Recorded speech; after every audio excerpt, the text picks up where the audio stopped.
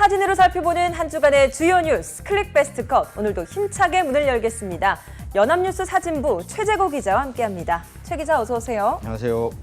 네, 지난주에 총선도 끝나서 이제 큰 이슈가 어느 정도 마무리됐는데 지금 이런 이 시점에서 보통 사진 기자들은 어떤 취재를 많이 나가나요? 예, 이제 큰 취재가 끝나가지고 약간의 휴식기인데요. 그래도 사진 기자들은 언론이어서 굉장히 앞서가거든요. 왜냐하면 처음 하는 게 중요하니까. 첫 여름을 찾아서 지금 헤매고 있습니다. 네, 그럼 저희도 이제 클릭베스트 컷에서 이런 여름 사진 앞으로 살펴볼 수 있을 것 같네요. 네. 네, 클릭베스트 컷 첫 번째 사진부터 살펴보겠습니다. 네, 세종대왕 동상이 오랜만에 목욕 재개를 했습니다. 봄맞이 특별 행사죠? 네, 아주 재밌게 찍은 사진이에요. 그 광화문 광장에서 항상 그 자리를 지키고 있는 세종대왕 동상을 샤워시키는, 목욕시키는 모습입니다. 근데 사진 기자가 참 재치가 있어요. 딱 이 순간을 기다려서. 무슨 그림 그러니까요. 같죠, 이게? 코를 풀고 있는 것 같은데. 시원하게 코를 풀고 있는 것 같은 재밌는 그림을 만들었는데요. 그 광화문 광장에 여러 가지 시설물들이 있는데 다 청소를 해요, 평소에. 화분에 꽃도 심고 뭐 바닥도 열심히 청소하고 하는데 이 대형 동상이다 보니까 높잖아요. 그래서 큰 장비가 필요하고 또 이렇게 전문적인 금속으로 된 약재 처리를 해야 되는 그런 시설이기 때문에 1년에 한 번씩 청소를 하고 있습니다. 네. 그래서 뭐 청소를 하면서 미세먼지도 씻어내고 이런 작업을 하고 있는 겁니다. 보기만 해도 참 말끔해지는 것 같은데 유독 좀 눈에 띄는 게 올해는 이렇게 세척을 할 때 화학 제품을 전혀 사용하지 않았다고 하더라고요. 네, 화학 제품을 사용하지 않고 보통은 그 고압 살수기로 물을 뿌려가면서 세제를 써가면서 닦는데요. 그 이유가 이렇게 자연스럽게 녹슬고 변색돼 가는 것도 어떻게 보면 동상의 한 멋이에요. 혹시 김나연 아나운서 자유의 여신상이 무슨 색인지 알고 계세요? 제가 기억하기로는 어느 정도 좀 에메랄드 색깔이었던 맞아요. 것 같은데. 근데 그게 사실은 녹입니다. 아, 그게 그래요? 동으로 만든 큰 동상인데 그 염분기가 있는 바람을 맞으면서 녹이 쓴 거예요. 파란 녹이. 또 외국에 가면 오래된 동상을 보면 이렇게 고태미가 흐르고 있어요. 그런 네. 거 보면 이렇게 항상 깨끗하고 청결한 것도 좋지만 오래된 세월을 간직한 모습도 좋은 것 같습니다. 원래는 녹슬지 말라고 화학약품으로 처리를 합니다. 근데 그것도 올해는 생략했다고 합니다. 네, 그럼 이 세종대왕 동상을 세척하는데 시간은 어느 정도 걸렸나요? 예. 아침 8시에 시작해서 오후 5시까지 무려 9시간 동안 목욕을 한 거죠. 정말 제대로 세척이 됐네요. 네. 네, 말끔하게 세단장한 이순신 장군과 세종대왕 동상, 광화문을 찾는 나들이객들에게 화사한 봄 기운을 전해주길 기대해 보겠습니다. 다음 사진 살펴보도록 하겠습니다. 네, 어린 꼬마아이가 통에 물을 받고 있네요. 이거 어떤 사진인 거죠? 네, 언뜻 보면 이렇게 어린아이가 물장난을 하는 듯한 모습인데 굉장히 지금 슬픈 장면이죠. 14일과 16일 구마모토현, 일본의 구마모토현에서 대지진이 있었어요. 그 전에 있었던 동일본 대지진 이후로 가장 큰 지진이라고 하는데 그때 뭐 지진이 나면서 수도관이며 뭐 기반 시설들이 다 파괴됐겠죠. 그래서 식수가 부족해서 이 어린이가 지금 빈병에다 식수를 담고 있는 모습입니다. 구마모토현에서는 그 단수, 단전 등 지금 생활을 하는데 꼭 필요한 것들이 다 끊겨 있는 상태예요. 그리고 그렇게 되면서 이제 먹을 거 이런 것도 부족한 거죠. 그러니까 네. 주먹밥을 하나 받으려고 몇 시간씩 기다리고 또 몇 시간 기다렸다가 줄을 서고 있었는데 다 떨어져서 못 먹는 상황이 발생하고 죽 한 그릇으로 4명이 나눠 먹고 이런 상황들이 발생하고 있는데요. 네. 사실 일본이 가난한 나라가 아니잖아요. 근데 그런 이유는 지진으로 철도, 도로가 다 끊어졌어요, 지금. 기반 시설이 무너지니까 보급을 해줄 수 있는 방법이 없는 거죠. 그래서 지금 굉장히 어려운 생활을 하고 있다고 합니다. 네, 정말 주민들이 신체적으로도 또 정서적으로도 고생이 이만저만이 아닐 것 같은데 이렇게 피난 생활이 좀 길어지다 보면 2차 피해가 발생하지 않을까 이런 점도 좀 우려되는 부분이에요. 예, 그 이코노미 클래스 증후군이라고 그러죠. 그 좁은 공간에서 사람이 움직이지 않고 오래 있다 보면 그 혈액순환이 잘 안 되면서 그 심하면 사망에까지 이르기도 하는데요. 네. 벌써 그 51세 여성 한 분이 그 이코노미 클래스 증후군으로 사망하셨다고 합니다. 그런 경우가 왜 생기냐면 지진이 나면 네. 건물에 있지를 못해요. 그렇죠. 저래도 밖에 나가겠는데 그렇다고 밖에서 또 잘 수는 없고 그러니까 주로 이용하는 것이 자신의 승용차 뭐 이런 데서 자고 하는데 움직이기 힘들잖아요. 좌석에서 있고 거기서 며칠씩 있고 하다 보니까 지금 뭐 그런 상황인 것 같습니다. 네. 구마모토현의 지금 한 대학교 운동장에는요, 큰 글씨로 SOS라고 써져 있다 그래요. 그러니까 뭐 항공기나 뭐 구호물자를 실은 비행기들이 구호물자를 떨어뜨려 주기를 바라는 그 손길을 간절히 원하는 거죠. 지금 뭐 아기들, 임산부, 노약자들은 굉장히 지금 힘들어하고 있고, 특히 위생상 중요하죠. 어린이들 기저귀 이런 것들이 없어서 굉장히 어려운 상태라고 합니다. 네. 이달 들어서 바누아투, 또 필리핀에 이어서 일본과 에콰도르까지 이 환태평양 조산대에 위치한 지역에서 지진이 잇따라 일어나고 있는데요. 이에 대해서 일부 전문가들은 초대형 지진의 전조일 수 있다라는 경고도 내놓고 있습니다. 다음 사진 살펴보도록 하겠습니다. 네, 오랜만에 이 총선이 끝나고 나서 3당 원내대표들이 한자리에 모였습니다. 근데 이 사진 한 장만 봐도 참 많은 의미를 함축하고 있는 것 같아요. 이게 그 정치 뉴스의 밝은 기자가 선택한 사진 같습니다. 여기 사진을 보시면 국회의장도 보이고 3당 원내대표들이 보여요. 근데 사진을 보시면 시선들이 굉장히 재밌습니다. 네, 지금 주승용 원내대표 그리고 이종걸 원내대표 나란히 아주 사이좋게 손을 잡고 있고, 네, 같은 야권이죠. 네, 또 원유철 원내대표는 때마침 반대 방향을 바라보고 있어요. 네, 이 장면이 계속 나오는 장면이 아니에요. 그러니까요. 사진 기자는 노리고 이 뉴스를 아는 상태에서 노리고 있는 상황에서 이 장면이 연출됐을 때 찍고 바로 그 사진을 골라낸 경우인데요. 국회의장하고 3당 원내대표 회동은 이제 국회의장이 이 3당 원내대표들에게 축하 인사를 전하면서 시작됐어요. 원내대표는 당대표랑 다르게 그 국회 안에서 활동하는 의원들을 뽑는 거거든요. 근데 이 세 의원이 공교롭게도 전부 당선이 돼서 돌아왔습니다. 그래서 뭐 그걸 축하하는 발언으로 시작했는데요. 그 새누리당은 뭐 직설적으로 얘기하면 이번 선거에서 크게 패했죠. 네. 과반 의석을 원했었는데 과반에 못 미치는 의석뿐만 아니라 의석수가 크게 줄었어요. 그런 모습이 이 사진에 잘 담아져 있고 이제 1당으로 올라섰죠. 네. 더불어민주당 원내대표는 뭔가 이렇게 웃음을 살짝 짓는 모습도 있고요. 그리고 어떻게 보면 정치 신인이라고 할 수 있는데 3당이 된 국민의당 자랑스러워하는 모습을 볼 수가 있습니다. 이 원내대표 회동에서는 그 새누리당 원내대표가 살짝 무거운 모습을 보이면서 긴장감도 감돌았다는 후문이고요. 정의화 국회의장이 이 자리에서 19대잖아요. 네. 20대가 시작하기 전에 93건의 밀린 법안을 다 처리하자 이렇게 얘기를 했습니다.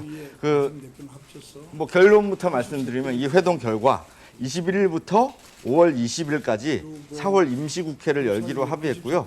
본회의는 5월 초중순 두 차례 열어서 계류 안건을 다 처리하는 방법으로 합의했다고 합니다. 네. 국민의당 같은 경우에는 이번 총선 이후에 새롭게 제3당으로 자리 잡으면서 이 여야 3당 대표들이 모이는 자리에 처음으로 참석한 거잖아요. 네. 굉장히 의미 있었을 것 같아요. 근데 국민의당이 저렇게 자랑스러운 이유 뭘까요? 어떻게 보면 어느 당도 지금 과반 의석을 확보하지 못했어요. 국민의당이 어떻게 결정하느냐에 따라서 향방이 바뀌기 때문에 그 중요한 높아진 캐스팅 보터 역할을 그렇죠. 하죠. 높아진 위상을 보여주는 그런 장면들이 눈길을 끌었습니다. 그 원내대표들이 이제 회의에서 모두 발언 정도는 공개를 해주거든요, 기자들한테. 그래서 공개를 하는데 원래대로 하면 새누리당이 1당이었죠, 여당이고. 그래서 이제 새누리당이 가장 먼저 원유철 원내대표가 가장 먼저 모두 발언을 하는 것이 통상적이었어요. 네. 근데 원유철 원내대표가 이제 이종걸 더민주 원내대표한테 이제 1당이 되셨으니 먼저 모두 발언을 하셔라. 아, 굉장히 씁쓸했을 것 같아요. 네, 이렇게 얘기했는데 네. 또 이종걸 원내대표는 이번에 비대위원장이라는 건 지금 김무성 대표가 사퇴하면서 그 자리를 임시로 대신해서 올라간 거거든요. 네. 그래서 정책을 수행하는 자리인데 그 비대위원장까지 대신 원내대표님이 하셔라. 이렇게 몇 번 왔다 갔다 했다고 해요. 그러면서 결국에 교통정리가 돼서 누가 먼저 했느냐. 주승용 국민의당 원내대표가 먼저 그래요? 모두 발언을 하게 되었습니다.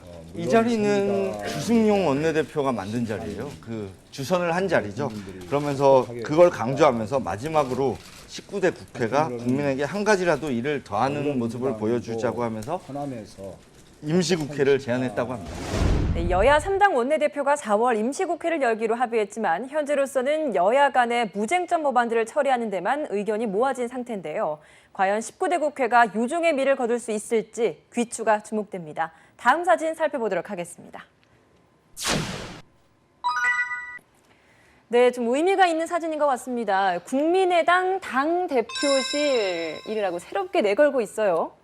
예, 216호 국민의당 당대표실 문에도 붙어 있네요. 근데 이 사진보다도 궁금한 게 이 안에예요. 이 문 안에. 뭐가 있는 거죠, 이 안에? 이 안이 뭐냐면 지금 사실 이 자리가 정의당 회의실입니다. 아, 그래요? 예, 정의당 회의실에서 상무위원회가 열리고 있는데 국회 관계자가 와서 국민의당으로 팻말을 바꾸고 있는 거죠. 안에선 회의가 진행 중인데 밖에서는 다른 당의 대표실 이름을 걸고 있다. 네, 그 이유가 이제 아까 앞 사진하고 약간 연결이 되는데요. 국민의당이 3당으로 올라섰어요. 네. 기존의 양당 체제에서는 정의당이 세 번째 당이었거든요. 그렇기 때문에 꽤 많은 공간을 국회 본관 안에서 차지하고 있었습니다. 근데 이제 3당이 들어왔으니까 어쨌든 공간은 마련돼야 되고 의석수를 원칙으로 하는 공간 배분에서 국민의당이 정의당의 공간을 약간 밀어내고 들어가게 된 거죠. 네. 그러면서 이제 뭐 여러 가지 말들이 나왔는데요. 그리고 이제 심상정 대표죠. 심상정 대표가 소감을 밝혔는데요. 국민의당이 교섭단체 위상에 걸맞는 사무와 회의 공간을 갖는 것은 본인도 인정을 하지만 그 공간 배분을 둘러싸고 큰 당들의 힘겨루기 때문에 이렇게 본인들이 피해를 보는 것 같다. 그런 안타까움을 전하기로 했습니다. 네. 총선 이후에 3당 체제가 굳혀지면서 국민의당이 새롭게 입성을 하고 자연스럽게 정의당이 좀 밀려났잖아요. 예. 정의당의 입지가 좀 많이 좁혀질 것 같아요. 이제 많이 좁혀졌습니다. 그 3당이었던 정의당이 밀려나면서. 근데 사실 성과도 있었습니다. 야권 후보 난립 속에서도 의석수가 5석에서 6석으로 늘어났고요. 그 심상정 의원과 노회찬 의원은 지역구에서 2명이 3선 의원이 되는 성과를 냈습니다. 정치권에서 성과는 냈지만 오히려 국회 안에서 비중은 줄어드는 그런 모습인데요. 아까 사진에서 봤던 원내대표 회동, 네. 거기에서도 원내대표가 초대를 받지 못했어요. 뭐 원내 교섭단체만 초대를 한 것 같은데 그래서 초대를 받지 못하고 하면서 이제 정치권에서 존재를 부각시키기 위해 부심하는 모습입니다. 정의당 심상정 대표는 국회 내 공간 배분 역시 힘의 논리가 아닌 민주적 원칙이 적용돼야 한다면서 교섭단체 여부와 의석수에 따라서 공간을 배정하는 규정을 개정해야 한다고 촉구했습니다. 다음 사진 살펴보도록 하겠습니다. 네, 두 중년 남성이 바다를 같은 방면에서 나란히 바라보고 있습니다. 그런데 좀 뒷모습이 어찌 좀 낯익은 사람 같은데요? 네, 뒷모습이 둘 다 아는 사람입니다. 여기 문재인 전 대표와 김홍걸, 김대중 전 네. 대통령의 삼남이죠. 이 장소는 지금 그 전남 신안군 하이도예요. 여기서 배를 기다리면서 바다를 바라보는 모습인데요. 두 사람은 지금 이 바다를 바라보기에 앞서서 하이도에 있는 김대중 전 대통령의 생가를 돌아봤어요. 10시 10분에 목포항에서 페리에 올라서 12시 50분, 약 2시간 반 넘게 배를 타고 그리고 그 하이도에 도착했는데요. 인근 식당에서 주민 10명 정도 하고 점심을 먹고 생가로 이동해 약 1시간 30분간 체류했다고 합니다. 그 하이도에 있는 추모관에서 헌화 분향을 마치고 생가 곳곳을 둘러본 문 전 대표는 안방에서 김홍걸 위원장과 이렇게 배석자 없이 15분 정도 환담을 했다고 합니다. 그리고 이어서 그 김대중 대통령이 다녔던 초등학교를 방문을 하고 거기 가면 큰바위 얼굴이라는 명소가 있다 그래요. 네. 거기를 찾은 후에 출항까지 30분을 앞둔 상황에서 주민들과 대화도 하다가 이렇게 있는 모습을 보여준 거죠. 네. 아니 그런데 예정에도 없던 이 방문 도대체 어떤 이유 때문에 이뤄진 거죠? 그 문재인 전 대표는 같이 선거운동, 호남권에 선거운동을 하면서 대화를 했는데요. 문재인 전 대표는 김대중 대통령 생가가 꼭 가보고 싶다고 김홍걸 씨한테 얘기를 했고 아, 네. 김홍걸 씨는 또 문재인 대표한테 나는 그 친한 친구였죠. 노무현 전 대통령의 생가가 있는 김해 봉화마을을 가고 싶다 그래서 그렇게 성사가 됐는데요. 그래서 다음 날이죠. 19일. 바로 또 봉화마을로 향했어요. 그 노무현 전 대통령 묘역의 헌화 분향도 하고, 그리고 문재인 전 대표는 그 거기 가면 있는 묘비가 들어선 위치, 그리고 국민 성금으로 바닥에 깐 박석 등을 차분하게 소개하면서 이 김홍걸 씨한테 설명을 했다고 합니다. 그리고 똑같이 그 하이도에서처럼 그 노무현 전 대통령의 사저로 가서 권양숙 여사를 1시간 동안 예방했다고 합니다. 네, 한편 문재인 전 대표의 총선 후 첫 호남 방문은 앞으로 적극적으로 민심을 살피고 나름대로 입장을 정리하겠다라는 의지를 드러낸 것이라는 해석이 나오고 있습니다. 다음 사진 살펴보겠습니다. 네, 의족을 찬 여성 휠체어에 앉아 있고 그 뒤로도 지금 의족을 차고 있는 한 남성이 밀고 있습니다. 뭔가 의미가 있는 사진인 것 같은데요. 네, 굉장히 감동적인 사진이에요. 여기는 미국 보스턴이에요. 보스턴 하면 생각나는 게 전에 있었 3년 전이에요. 네, 보스턴 마라톤 대회 폭발 사건이 있었죠. 네, 이 사진의 배경을 보시면 익숙하실 겁니다. 그때 그 장소예요. 그리고 이 의족을 차고 휠체어를 미는 사람은 그때 피해자입니다.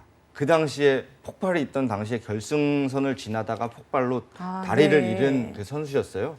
그래서 지금 의족을 차고 있고, 그때 피해자가 3년 후에 보스턴 마라톤 다시 열린 것에 참가를 한 거죠. 다시 참가를 해서 한 번 결승점을 혼자 통과하고 다시 부인이에요. 부인인데 두 다리를 잃었죠. 그래서 다시 돌아와서 두 다리를 잃은 부인의 휠체어를 밀고 결승점을 통과하는 감동적인 사진입니다. 사진 속 이 남자 주인공은요, 5시간 56분 46초 만에 이렇게 꼬링점에 들어왔는데요. 그 당시 보스턴 마라톤 당시에 그 3명 목숨을 앗아가고 수백 명이 다쳤죠. 그 피해자 중 한 명입니다. 그때 정확한 시간은 2시 49분 결승점을 통과했는데, 그때 마침 통과를 하다 두 다리를 잃은 아내, 그리고 본인의 다리를 잃게 된 거죠. 완주 후에 마음속에 보스턴과 함께 달렸다, 테러로 목숨을 잃은 이들을 생각했다는 소감을 남겼습니다. 네, 이번 보스턴 마라톤 대회가 조금 더 특별한 의미가 담겨 있다고 하던데 어떤 의미가 있는 거죠? 네, 그날 대회에 참가했던 사람 중에 31명이 그 당시에 현장에 있다가 피해를 당한 분들이에요. 장애인 31명이 참가했죠. 그 사람들이 그때 어떻게 보면 두려움을 이겨낸 거죠. 이겨내고 네. 다시 지금 마라톤에 참가해서 완주를 기록했는데요. 그 달린 이유는 참가 목적이 있을 거 아니에요. 목적은 그 여전히 인공 보철인 팔, 의수, 그러니까 의족들을 갖지 못한 사람을 도우려는 모금 활동의 하나로 이렇게 참가하게 네. 됐다고 합니다. 그리고 또 감동적인 게, 대회가 열리는 동안 보스턴 곳곳에서 사람들이 이렇게 편말을 들고 있었대요. 그 보스턴은 강하다, 이런 의미의 편말을 들고 있었는데, 그 어떻게 보면 그 두렵잖아요. 다시 그렇죠. 그 두렵지만, 다시 그 사고 장소에 온다는 게 얼마나 큰 용기가 필요했을까요? 그렇죠. 그걸 정신적으로 이겨내고 테러에 굴하지 않겠다, 이런 모습을 보여주는 그런 장면들이 많이 나왔다고 하네요. 네. 매년 열리는 마라톤 중에 세계에서 가장 오랜 역사를 자랑하는 미국 보스턴 마라톤 대회, 10,000명이 넘는 자원봉사자가 참여하면서 코스 주변의 시민들이 전부 몰려 나온다고 할 만큼 응원전 역시도 아주 뜨겁다고 하는데요. 특히 올해는 테러의 아픔을 극복한 생존자들의 완주 소식이 더해져서 더 특별했던 것 같습니다. 다음 사진 살펴보도록 하겠습니다. 네, 지하철 내부의 모습인데요. 좀 유독 눈에 띄는 한 사람이 있습니다. 바로 이 여성. 누구죠? 네, 여기는 지금 평양 시내입니다. 아, 평양의 사진이에요? 예, 평양의 지하철이에요. 그래서 여성은 안내. 여기 뭐라고 써있는지 한번 완장을 살펴보시면 찾아봤는데 렬차원이라고 써 있어요. 아, 여기 열자가 숨어 있었던 거군요. 예, 이렇게 완장이니까 돌아가 있었던 거죠. 그 평양의 부흥역에서 촬영된 사진인데, 그동안에 북한에서는 그 외국 언론들한테 이 지하철역의 모습을 전부 공개하지 않고 일부역만 공개했었는데요. 이제 전면적으로 이렇게 보여주는 그런 방향으로 돌아선 모양이에요. 그래서 그 우리랑 다른 모습을 찾아보자면, 아까 말씀하신 이 안내원. 네. 우리 방송으로 우리는 어느 역입니다, 뭐 어느 쪽으로 내리세요를 알려주는데, 북한에서는 이 안내원이죠. 렬차원이 어느 쪽 무슨 역입니다, 어느 쪽으로 내리세요를 안내해 준다 그럽니다. 그리고 우리 이 또 승객들을 안 찾아볼 수 없는데요. 예전에는 이런 모습도 익숙했어요. 지금 우리는 전부 이제 스마트폰 보고 있잖아요. 근데 네. 뭐 책도 보고 뭐 생각도 하고 이렇게 피곤한 몸을 잠시 이렇게 졸기도 하고 이런 모습 북한의 평상적인 모습을 보여주고 있습니다. 네. 그 통상 그 우리는 지하철 하면 굉장히 길잖아요. 근데 여기는 3량, 그러니까 우리로 치면 그 한 칸 한 칸이 3개가 붙어서 다닌다 그래요. 그래서 한 칸에 한 160명 정도 태울 수 있는데요. 그 북한에서는 이 지하철이 그 두 번째 운송수단이라고 합니다. 두 번째 큰 운송수단이라고 합니다. 평양에서. 그럼 첫 번째는 뭘까요? 뭘까요? 그 이제 북한에서 들어온 영상 보면 무궤도 전차라는 게 있어요. 도로 위에. 무궤도 버스죠. 위에 지하철처럼 전선은 깔려 있는데 버스가 이렇게 그 전기를 이용해서 달리는 차가 있는데요. 그 트롤리 버스라고 합니다. 우리말로는 무궤도 전차. 그렇게 해서 그게 가장 높은 운송을 담당하고 있고 지하철은 두 번째라고 합니다. 네, 평양 지하철의 하루 평균 이용객 수는 30만 명에서 40만 명 정도라고 하는데요. 출퇴근 시간대를 제외하면 비교적 한산한 편이라고 합니다. 네, 여기까지 오늘 저희가 준비한 사진 모두 살펴봤습니다.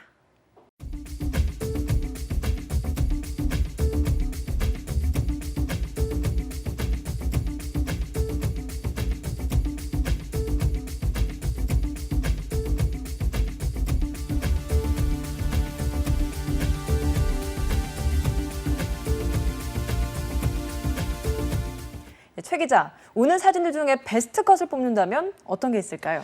예, 저는 그 용기를 내서 3년 만에 보스턴 마라톤이죠. 결승점을 다시 의족을 차고 부인이 타고 있는 휠체어를 밀면서 들어오는 그런 남성의 사진을 베스트 컷으로 뽑고 싶습니다. 예, 그 이유는요. 지난 22일이 장애인의 날이기도 했습니다. 그래서 그걸 되새겨 보는 이유도 있고요. 또 휠체어를 밀고 들어오는 남성이 의족을 차고 부인이 타고 있는 휠체어를 밀고 있지만 3년 만에 테러 현장에 다시 강한 모습으로 결승점을 통과하면서 나는 테러를 이긴다 하는 인간의 의지, 그런 걸 보여준 좋은 사진 같습니다. 경기도 안 좋은데 돈 나갈 곳은 늘어나고 있습니다. 시중은행들이 잇따라 수수료 인상에 나서고 있고 조만간 건강보험료 추가 납부까지 예정돼 있어서 서민들의 주머니 사정은 더 팍팍해질 것으로 보이는데요. 건보료를 추가로 납부해야 하는 직장인은 전체 60%가 넘는 827만 명에 이를 전망입니다. 클릭베스트 컷 여기서 마칩니다. 시청해주신 여러분 고맙습니다.